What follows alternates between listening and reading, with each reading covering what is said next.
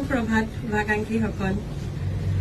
এয়া কিছু মৰমৰ উপহাৰ মোৰ বাবে নৈপৰীয়া কিছু শুভাকাংক্ষীয়ে দি পঠাইছে মই ভাবিলো আপোনালোকৰ লগত শ্বেয়াৰ কৰো আপোনালোকে চাই ভাল পাব এয়া দেখিছে পথাৰত একেবাৰে নেচাৰেলি গ্ৰো হোৱা কলমৌ শাক আমি সকলোৱে জানো এই স্বাস্থ্যৰ কাৰণে কিমান উপযোগী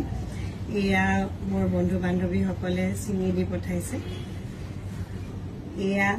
আমি জালি কোমোৰা বুলি কওঁ ইয়াৰো যথেষ্ট স্বাস্থ্যৰ বেনিফিটছ আছে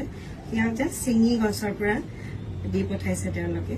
ইয়াত যথেষ্ট মৰম নিহিত হৈ আছে সেয়েহে মই আপোনালোকক দেখালো এনে ধৰণৰ 4-5টা কোমোৰা তেওঁলোকে জাষ্ট গছৰ পৰা চিঙি দি পঠাইছে থেংক ইউ ইমৰান তোমাৰ এই মৰমৰ উপহাৰৰ বাবে মই সদায় ঋণী হৈ থাকিম এয়া গছৰ পৰা চিঙি পঠোৱা সতেজ ভাত কেৰেলা আপোনালোকে দেখিছে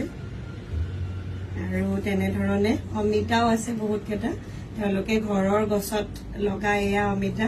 থৈ দিছিলে হেনো মোৰ বাবে তেওঁলোকে কৈছে মই ভাল পাওঁ সতেজ শাক পাচলি খাই নিজেও কৰো ঘৰতে যিখিনি ঠাই ওলাই তেওঁলোকে হেনো থৈ দিছিলে আৰু ডাঙৰ হোৱাৰ লগে লগে দি পঠাইছে